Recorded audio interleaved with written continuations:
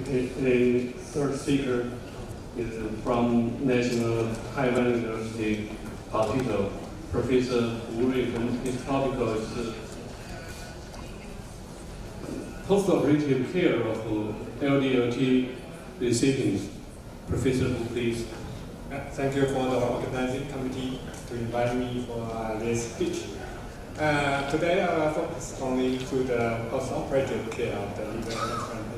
There are several phases of care after liver transplant. The first is immediate postoperative, and then after the stabilization of the patient, and long-term after the operation. There are several general concepts, and there are multiple pre-operative morbidities for the recipient. So the tiny liver transplant would prevent the development of more comorbidities. And most of the comorbidities will recover spontaneously if the blood functions well. And the principles of the patient care is to keep the patient in the best condition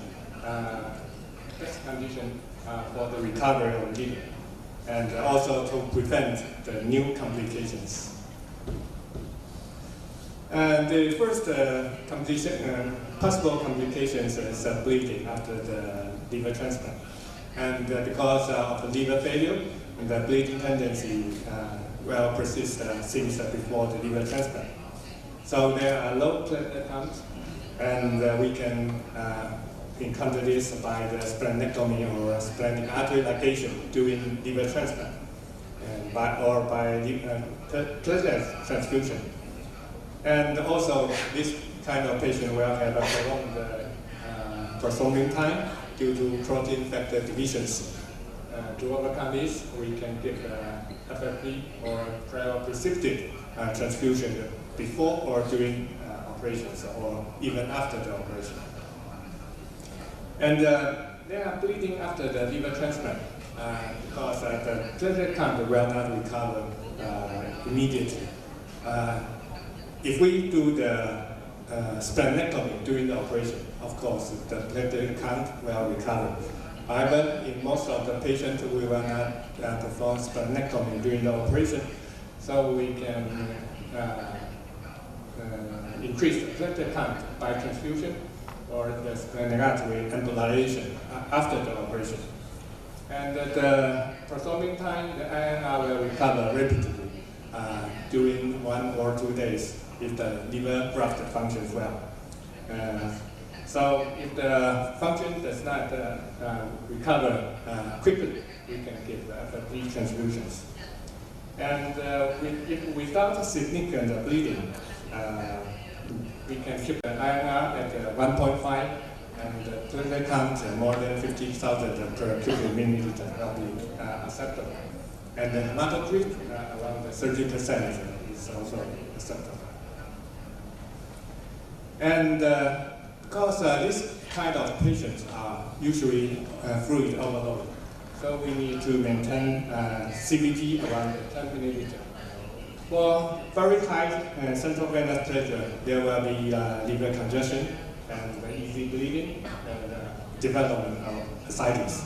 So usually we advise fluid restriction and the liberal use of diuretics. However, on the other side, low CVT, especially for the pediatric liver transplant, there will be inadequate perfusion of the blood. So for this kind of patient, especially for the pediatric liver transplant, we need to keep acceptable CVT by FFP transfusion or the adequate IV fluid. For this kind of patient, usually we keep a slightly negative fluid balance. And because also this kind of patient will sometimes has some renal function impairment. So liberal use of diuretics and albumin transfusion is all acceptable. And renal replacement therapy with CVVH or CVH or hemodialysis for this kind of patients, such as oliguria for 2 or 3 days, and usually the abdominal syndrome will recover immediately after transplant. For the nutrition supply of this kind of patient, some of these patients are poor, very poor nutrition status. So we will begin the TPN immediately after liver transplant. Usually for adult, we will begin the TPN from the 50 milliliter per hour for adults, and will increase to 75 milliliter per hour if too much negative fluid burns. Usually, we will give more percentage of branched chain amino acid for this kind of patient, and we will also give fatty infusion and trace element vitamins. However, some nurses or doctors in ICU will suggest a disinfectant diet, but usually I do not think it's needed because the food comes into GI tract, so it's not necessary for the disinfection of the diet. After this kind of operations, usually antimicrobial agents is needed. For bacterial prevention, we suggest Carfluorine with ampicillin. Carfluorine covers most of the bacteria. However, it will not cover the Enterococcus, which is a common bacteria in the GI tract. So we will add penicillin to cover the Enterococcus. However, other combinations of third generation cephalosporins with penicillin is also acceptable. For pneumocystis carinii prevention, we will begin Bacta or 1 tablet per day. For candidas in the GI tract, we will use myostatin, oral suspensions, and however, for the high-risk patient, for this high-risk patients such as MELD score more than 30, and those patients who need hemodialysis or the plasma exchange before operation, we suggest fungal prevention with fungus, but not others, because others antibiotics usually has a severe drug-drug interaction with the immunosuppressant after operation. However, for other virus infections such as CMV or EBV virus, we will suggest Ganciclovir only for the donor-positive, recipient-negative combinations. It is not recommended for routine cases. For the hepatic artery thrombosis, because it is the catastrophic complications after liver transplant. So after left donor liver transplant, we will give routinely the PGE1 infusion to prevent spasm of the hepatic artery. And we will also perform frequent Doppler sonography examinations to detect early hepatic artery or portal vein thrombosis. If we do encounter hepatic artery thrombosis in the early stage, we will suggest immediate management by radiological intervention or the urokinase infusion to recannulate the hepatic artery. And also, to prevent hepatic artery thrombosis, we need to prevent high intra-abdominal pressure, especially in the young children. So, because for the difficult care of very young children, some ICU nurses will bandage the infants or without heavy sedation. So sometimes they use abdominal bandage. So this sometimes will cause hepatic artery thrombosis due to the increased intra-abdominal pressure. For patients with high platelet count, for instance, for those patients with metabolic disease or some patients with only small hepatoma but mild liver cirrhosis, this kind of patient will still have high platelet count. So we will need antiplatelet count, antiplatelet agent or the routine heparin use to prevent hepatic artery thrombosis. For the immunosuppression Usually, the calcineurin inhibitor is the first-line immunosuppressant for this kind of patients. However, we will postpone the use of calcineurin inhibitor for several days for the critically ill patients. The tacrolimus either program or the atmagraft begin with 0.1 milligram per kilo per day or the 5 milligram per day, kept around 6 to 10 nanogram per milliliter in concentration. And the cyclosporine neuro and now have been used less than 10% of the patients in liver transplantation patients. Also, the steroid use is important in liver transplantation patients. Usually we use silonazole injection and then shift to prednisolone. And we use rapid tapering or the withdrawal according to different protocols in different centers. We use also anti-proliferative agents such as CellCept or the narcotic. Anti-CD25 inhibitors similar induction is used in some transplant centers. However, it is not routine. Usually this kind of patient is very weak. So usually these patients are unrespirated. However, early extubation is suggested, especially in the small child. Early extubation is suggested.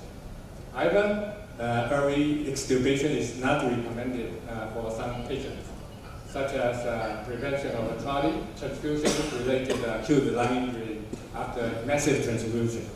If you give too much blood transfusions during the operation, early extubation is necessary. And for those patients have lung edema before operation, and profuse of pleural infusion, and perhaps lung infection, and poor respiratory function for those patients with very malnutrition, and also some patients with poor pen control. This patient will have delayed extubation. To prevent the hepatitis B or hepatitis C, for hepatitis B, there is already fixed protocol or the suggestions. Either the anti-HBV nucleotide or nucleoside is suggested. However, if you use tenofovir, you should be cautious that tenofovir has some percentage of renal toxicity. Some patients will even need hemodialysis if you neglect the side effect of tenofovir. Hepatitis B immunoglobulin is usually used for the prevention of hepatitis for the graft. However, in different transplantation centers, the different protocols are used. And the duration and the dosage of the hepatitis B immunoglobulin. For the hepatitis C prevention, most patients will have abnormal AST or ALT even after the liver transplant.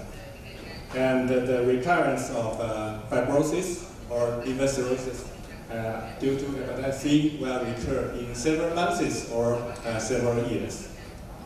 The use of interferon and ribavirin, though it is a standard protocol in previous years, however, it is low effect rate and high complication rate. So usually it will not affect in liver transplant patients. However, in the last few years, the development of DAA changed the condition of this. However, what time we use DAA for hepatitis C treatment or prevention of the liver transplant? There is gradually come to a consensus that if the liver function is not so bad before liver transplant, low MERS score, we can give the DAA treatment before liver transplant. However, for those patients with a very high MELD score or child C patients, sometimes post-transplant DAA therapy is suggested. And also for the care of liver transplant patients, aseptic technique is very important. The care of the procedures and the wound care, because these patients are usually edematous and skin discrimination usually will occur if the care is not so gentle. And the care of stent tubes and the care of skin integrity and the prevention, protective isolation is indicated. However, after several days, when the patient's condition gets stabilized, some other points will be stressed, such as rejection or vascular stenosis complications, or the bile duct complications, and also the management of ascites. For the rejection, most acute rejection developed in several weeks. Rarely, antibody-mediated rejection will occur for small percentage of patients. And these patients will usually present with elevated AST or ALT and bilirubin. And to differentiate diagnosis with other causes of abnormal liver function, especially HCV reaction, should be differentiated usually by liver biopsy. Acute liver rejection usually reversed with steroid plus therapy. For the acute rejection, usually the steroid plus therapy with methylprednisolone 10 milligram per kilo for 3 days will reverse about 90 or 95% of the liver rejection. However, for a small percentage of patients, anti-lymphocyte antibody will be needed. And sometimes for the small percentage of patients who use cyclosporine after liver transplant, at this time, shift to tacrolimus may be another way of treatment of acute rejection. And the role of mTOR inhibitor now for the rejection treatment is not sure. The vascular complications may develop after the several days after liver transplant. The most important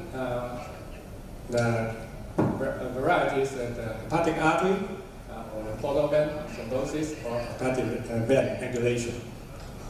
So different locations of vascular complications will have different presentations.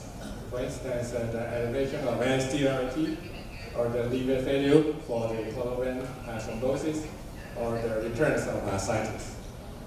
Acute thrombosis of either hepatic artery or portal vein or the hepatic vein will be managed with surgery or the radiological intervention.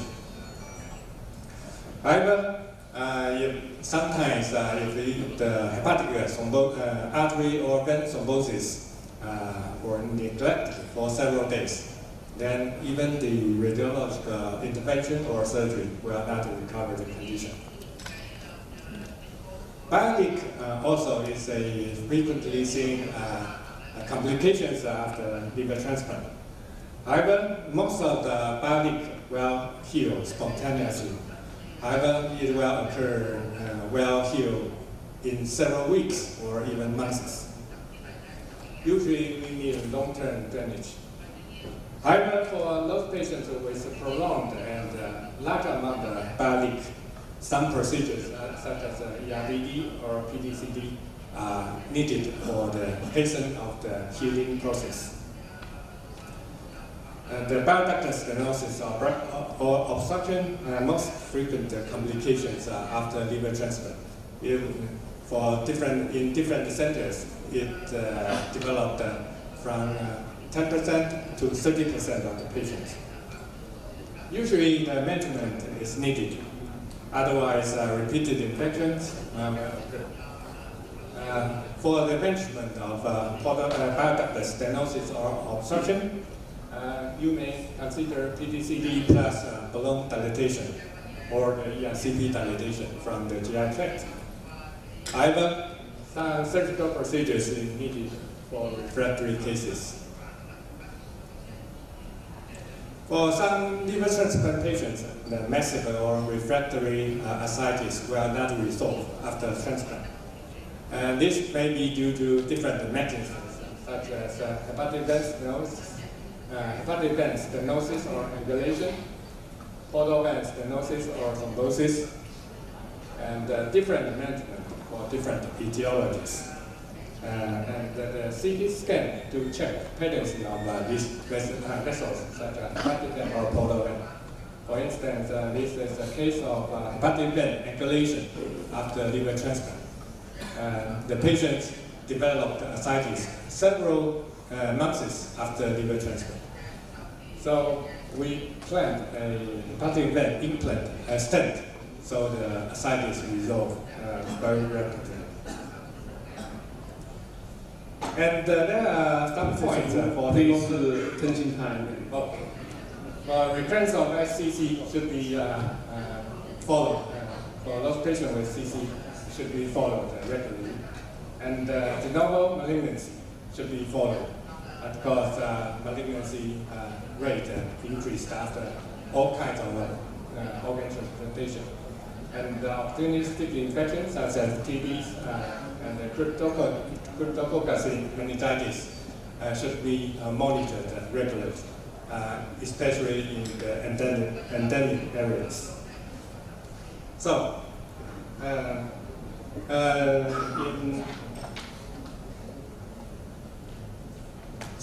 in my conclusion, in different stages of liver transplant, there are different points of to stress in different stages of liver transplant. Prompt diagnosis and management is needed to encounter to treat these complications. Thank you. Sorry, please. Thank you. My name is Dr. Hani. I'm from Jakarta, Indonesia. We are new in liver transplant. So far, we have performed 14 in our country and 13 in my hospital. Most of the patients are pediatric patients. About 24 during the last 2 years. They always come in a late condition, and they always have splenomegaly, sugar 4 to 6, 5 to 6. And my question is, you said you do the splenectomy or splenic artery ligation if there's bleeding. And we never do that because we are afraid of the portal vein thrombosis. Do you have experience that when you perform splenectomy or splenic artery ligation, there's no correlation with portal vein thrombosis or not? And the second one, my question is, you give PGE1 infusion for prophylaxis of the PGE1 prophylaxis. Do you give it for pediatric patients? Thank you. Yes. For the splenectomy or the splenic artery ligation, usually we will select the procedure according to different conditions. If the platelet count is less than 20,000 per cubic milliliter, sometimes we will suggest the splenectomy or the splenic artery ligation. In our previous experience, splenectomy will sometimes increase the platelet count to 150,000 per cubic milliliter. However, the splenic artery embolization will only increase the platelet count to about 100,000 per cubic milliliter. However, for those patients with platelet count around 50 to 100,000 cubic milliliter, we will do nothing because after the recovery of the portal vein circulation, the platelet count will increase gradually. The level of platelet count is acceptable. The second question is about the PGE1 infusion. We will also use PGE1 infusion for pediatric patients. Especially, it's very important for the pediatric recipient because of the artery diameter is very small. I'm Dr. Mr. Thank you for excellent presentation. I have a short comment regarding intermittent therapy after transplantation. In our institute, we don't use TPN, total body nutrition, because, as you know, SPN guidelines said to use enteral nutrition is better to promote early recovery after surgery, including transplantation. So we place nasal tube in the end of the operation, and we start enteral nutrition the day after transplantation. It is very good for patients to prohibit infection and early recovery. Thank you. Yes, I agree with you that enteral feeding is important. So we put the NG tube into this proximal intestine and to infuse some glucose water early post-operation, things about the second day or the third day. But however, at the same time, we will give some TBM. Okay, thanks, Professor Fu. Yeah.